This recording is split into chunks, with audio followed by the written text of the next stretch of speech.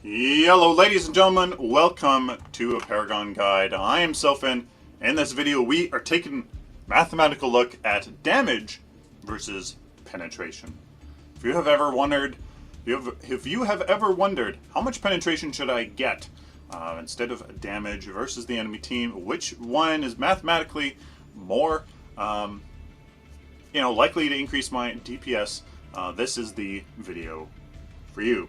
Hopefully we will shed some light on, how the math works, and questions, hopefully a lot of the questions you have about it, and maybe not put the whole thing to rest, but certainly get some insights. So disclaimer, this is math, this is spreadsheets. I seem to love my spreadsheets and math, but hopefully it's not too much for you. So, here it is, damage versus penetration. With all of the heroes information here, all of the fighters and rangers. Here is what I have found versus the three kind of levels of armor. I'm going to say, usually people, if they get, Toonberry or something, they usually get, I would say, about 132 armor. And then we have what tanks would probably strive for, anywhere in the 200, low 200s, mid 200s range here, and then kind of in between. Now, I will kind of show you what I did to find these trends here, what I found out. Now, I'm going to use a Murdoch here as an example. We're going to say it's level 15. Okay, we're max level, going up against somebody with 132 armor. We are going to assume here that for Murdoch, we are using, out of all, in the whole build, we maybe have one tanky card or whatever, and we have 23 points of damage. We have 23 points of just energy damage in our build, with lots of attack speed, maybe a little bit of crit, etc., etc. 23 points of damage. Well, we're going to assume that if you are to get pen, you are sacrificing the damage in order to get it. Attack speed, yes, you certainly could sacrifice the attack speed for the pen, but how the math works, you would actually want to do the damage instead, because the attack speed actually enables your damage to do more than just adding more damage would otherwise. Does that make sense? So actually substituting the armor, or for the damage for the pen, is actually better. So we're just going to assume we're going to use 23. We have 23 total. And this is damage on this side, how much CP of damage for the actual value of damage, and this is pen, the actual CP of pen, and then the actual value of that penetration. Now, so 23 damage here is right here on this part, and we're going to see if getting penetration increases our DPS. So the math says here we have 128 DPS with 23 damage. Remember, this isn't taking into attack speed. You can set that aside. Well, this is just for the damage here. 128 damage with armor of 132 here. You can see we have 132 armor. So 23. This is, 22 and 1 equals our 23. So let's see if there's any more damage. If there's a combination, for this for you. If there's any combination that adds up to 23, that has a higher DPS. 124 here, 125, 127, 129, 132, 134, 137, 141. And actually, if we stop here, you can see we're at 144 pen.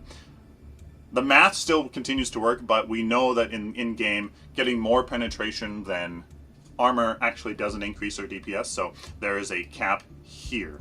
We can see here that maxing out our penetration actually gives us the most DPS.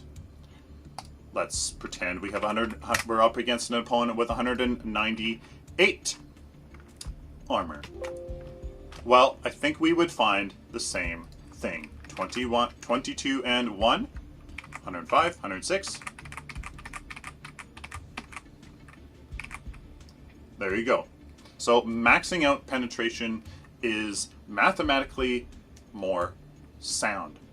You would think, like, here you're saying you're like, I have 143 bonus damage down here, but I sacrifice half of my damage, but I actually have more DPS. Yes, that is how it works.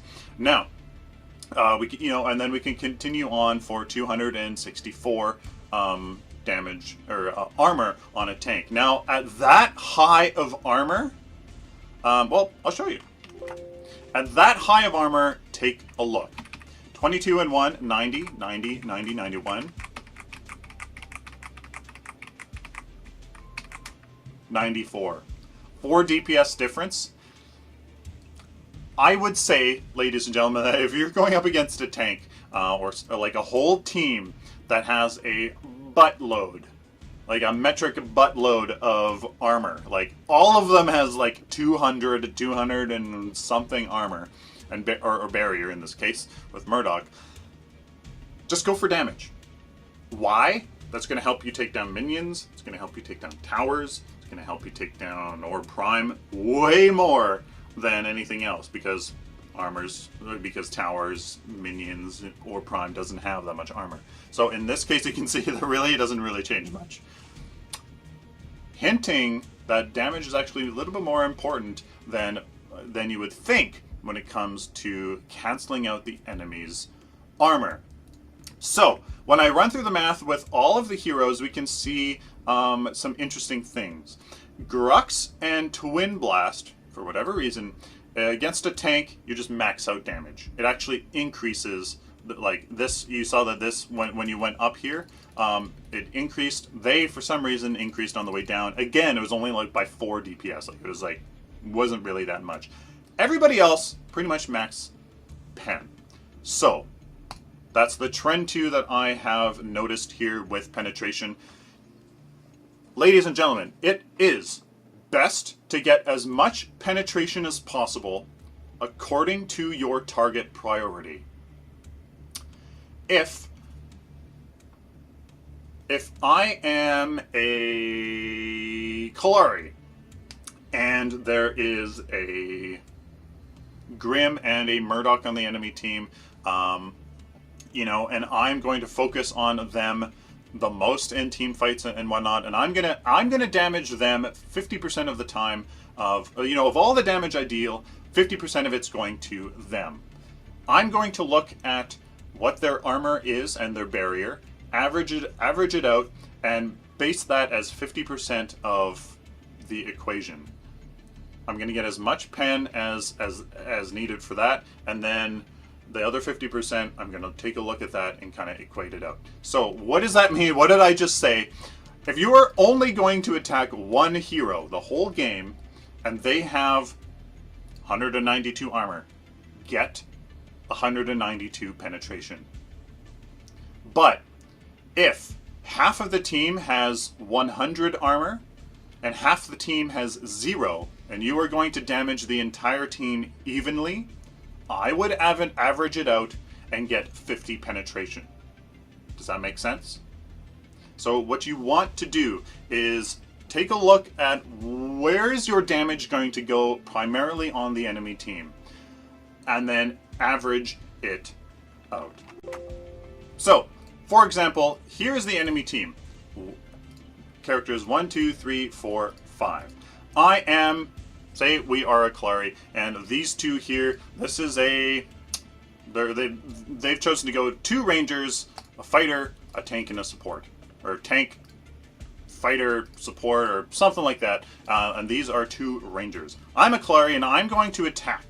I'm going to attack these people.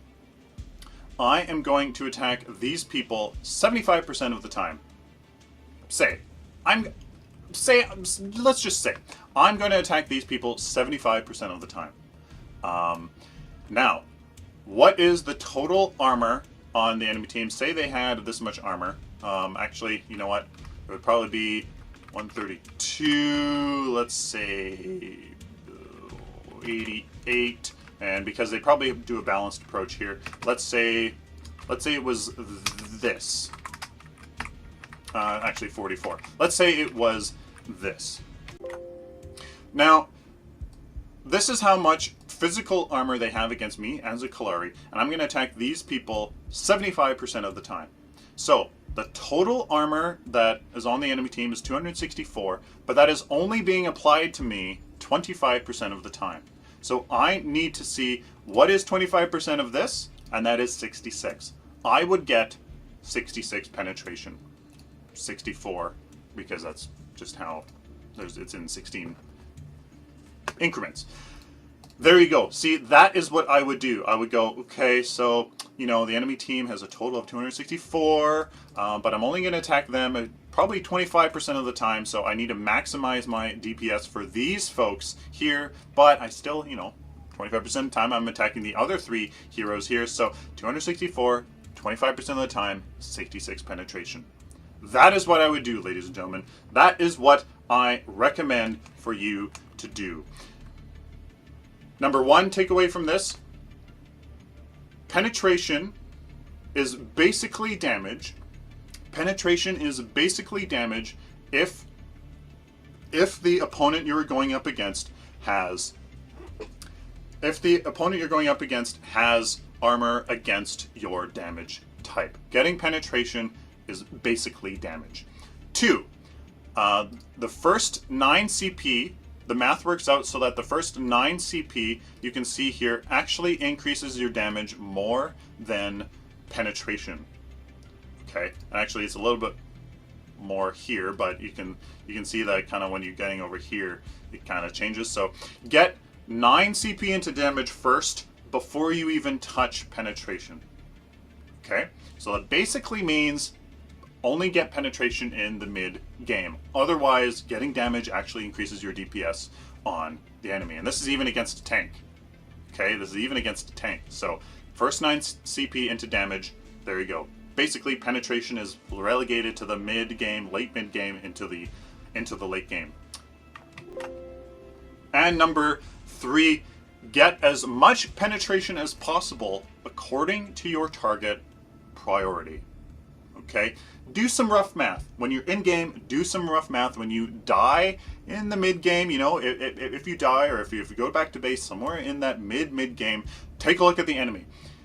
Kind of get an idea of your target priority. Kind of do some very simple math. Okay, 3 of the enemy team has 200 armor, and I'm going to be attacking them half of the time, so that's 100 armor. I'm going to be I'll be having to fight against half of the time, so I need 100 penetration.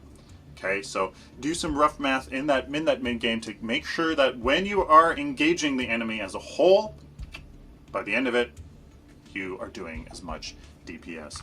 Hopefully, ladies and gentlemen, that makes sense. I kind of want to reiterate everything once more, but hey, it's a video. You can go back and look at it. Some big takeaways for me, I'll just share, is that first 9 CP into damage. Basically, that means for me, hey, penetration only for that mid game.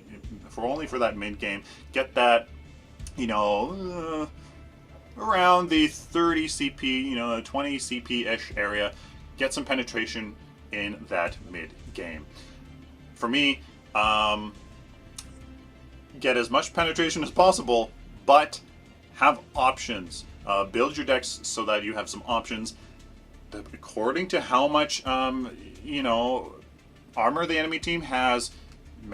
Do some quick math and make it there. So hopefully this has been helpful. Please like the video if you like it, dislike it if you dislike it, share it with the community, because I think people could really learn from this. And of course, subscribe if you like this, found it useful. So please subscribe so I can do it again for you in the future. Till next time, like always, stay optimistic and positive.